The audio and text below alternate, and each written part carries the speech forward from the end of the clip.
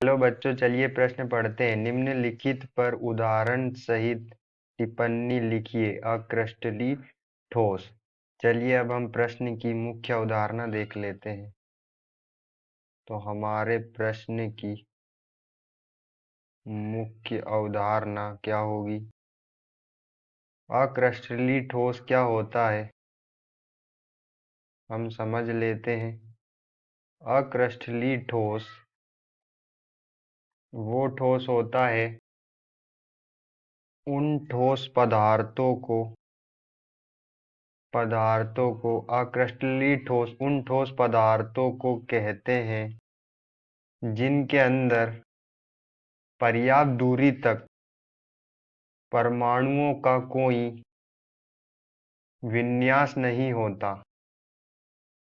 अक्रिस्टलीय ठोस उन ठोस पदार्थों को कहते हैं जिनके अंदर पर्याप्त दूरी तक, मतलब एक पर्याप्त दूरी तक जो परमाणु व्यवस्थित होते हैं वो एक व्यवस्थित ढंग में उनका विन्यास नहीं होता, वो एकदम बिखरे हुए होते हैं। अक्रिस्टलीय ठोस जो होते हैं वो गर्म करने पर क्रमशः नरम हो जाते हैं। जब हम अक्रिस्टलीय ठोस पदार्थों को गर्म करते हैं तो ये नरम हो जाते हैं। इनके उदाहरण देख लेते हैं हम अक्रिस्टलीय ठोस के। कांच, मोम, वसा